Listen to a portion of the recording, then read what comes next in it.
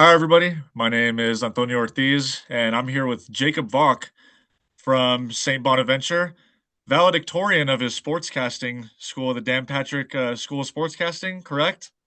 Yep.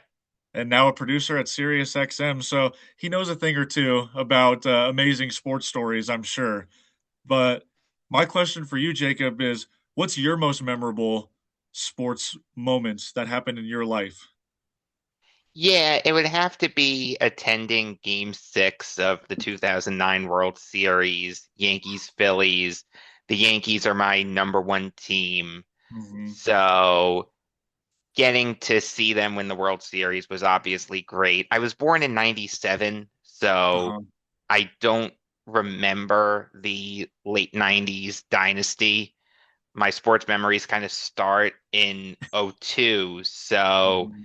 keep in mind, I just remember them losing to the Angels in '02, losing to the Marlins in '03, the epic Yeah. choke in '04, and then the drought from '05 to '08. So in '09, when they opened up the new stadium, they signed the marquee free agents, CC Sabathia, AJ Burnett, Mark Teixeira. That was really, really exciting to open up the new stadium with a World Series win, winning in November, being among all the screaming Yankees fans, being there with my father. It's a moment I'll never forget. That's amazing. Was that the first time you had ever been to a Yankees game? Did you go to the old stadium before? I did go to the old stadium many times. I'm a season ticket holder. I've been a season ticket holder Okay, my whole life. So there you go. I've been fortunate enough to go to a lot of Yankee games, but it never gets old seeing them win. I Yeah. mean, if I had been a little more sentient, let's say, during the late 90s, I'm sure I wouldn't have tired of seeing them win. I'm sure, Mhm. you know, if I had been at Shea Stadium in 2000, it still wouldn't have gotten old. But Right. yeah, I've Um, been to a fair number of Yankee games. there you go. So with that, I mean, you seeing them win in the new stadium, obviously you're a season ticket holder, so you'd been there before and then when they won, but what what's something about the difference of those stadiums that you were just like that really stuck with you? That when you got to the new stadium and saw them win there, was there something about, outside of just the infrastructure itself, like, was there just a feeling in that new stadium that was different from, you know, the old Yankee Stadium when it was kind of, falling apart? What do you think? Yeah, the old stadium had all the history because Mhm, it had all the great players, Ruth, Gehrig, DiMaggio, Mantle, Berra, et cetera, et cetera. The new stadium didn't have any of that. And if you'll remember, Antonio, the Yankees lost the first game that Yankee Stadium ever had. It was against the mhm, then Cleveland Indians. So you're waiting for that signature Yankee moment. And all due respect to Derek Jeter breaking Lou Gehrig's um, all-time Yankees hits record that was on September 11th, 2009. I was there also, but that's a regular season game. It yeah, has Yankee significance, but it doesn't have global significance. It's not the kind of mhm, thing that if you're just a casual baseball fan or a fan of another team, you're really going to care about. But the World Series, Game 6, seeing Hideki Matsui clinch World Series MVP, being among all the screaming Yankees fans, getting bumped into by a man wearing nothing but a Speedo trying to get out of there alive, that's a true story. Um, that's the kind of thing that everyone can sink their teeth into and say, okay, Yankee Stadium, the new stadium, has its signature moment. So mhm. that was probably the biggest difference. So, 2009, born in 97, so you were 12 at this Yep, time, right? Game yep. 6. So, and again, so 2009, I'm gonna be honest, I was born in '01, and I didn't really follow baseball until a little bit later.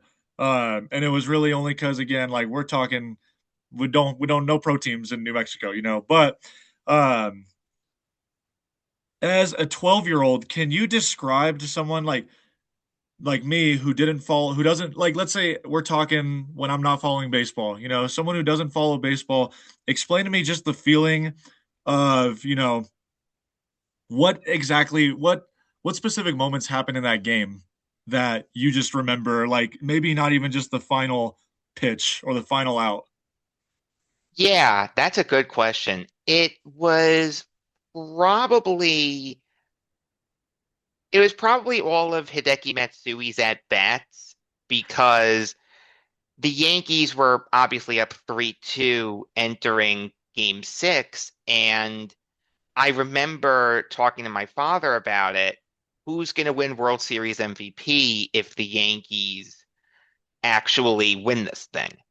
And we didn't really have an idea. But then when Matsui had the great game six, where seemingly every at bat he drove a runner in, it became okay, he's going to win World Series MVP. And beating Pedro Martinez in that game, obviously, big Yankees rival. I mean, I grew up hating Pedro. I still hate Pedro.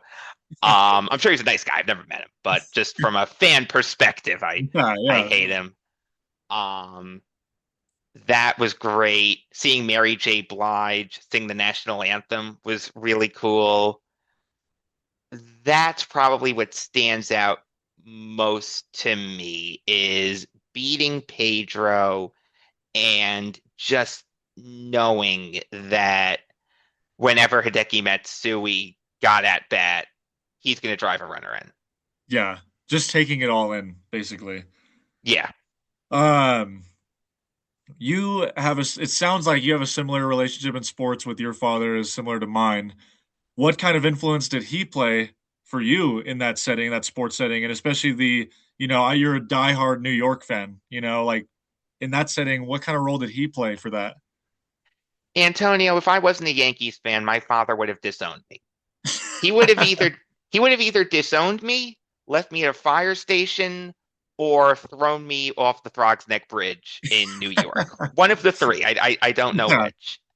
Um, yeah, getting to share that with him, he's where I got my love of sports from. It's some of my earliest memories going to sporting events with him.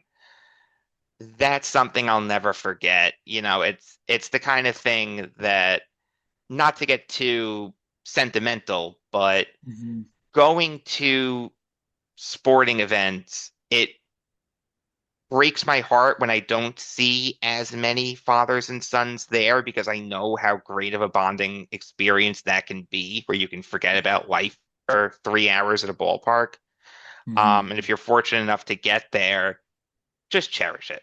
You're never going to get those moments back, and it's the kind of thing that I'm hoping to share with my son way, way, way down the line. So yes, my father was Definitely. a huge influence on me, just like your father was to you. That's great.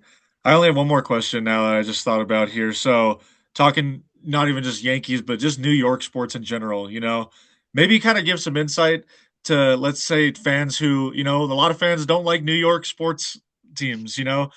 What what is it that you love so much about New York sports teams? Maybe that it's like the historical aspect as well, because there are times where multiple teams, especially like, I mean, there's the Jets that you're a diehard fan of, right?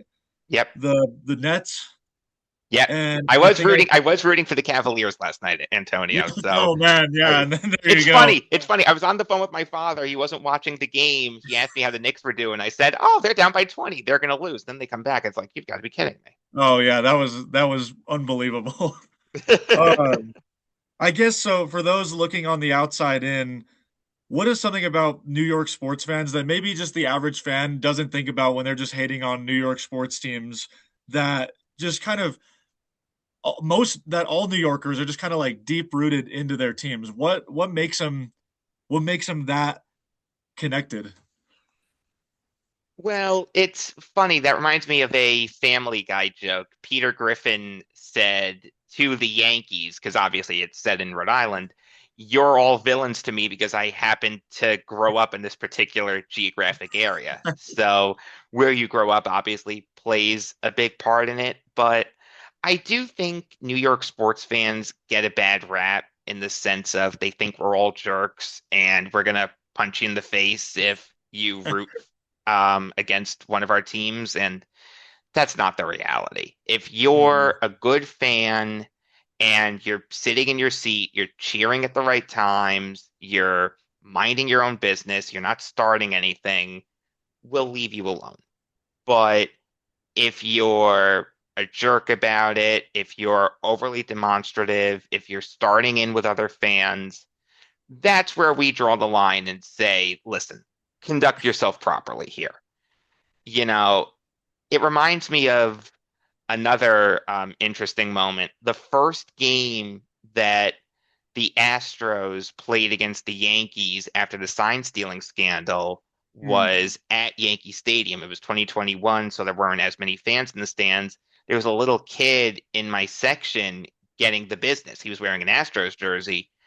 And I turned to my father and I said to him, that's child abuse on the mother's part. You can't allow your son to be in an Astros jersey at this type of game. Yeah, So you have to know how to conduct yourself properly. It's like Philly fans. You wouldn't go into the link wearing Giants gear unless you were prepared to get into a take it. fight.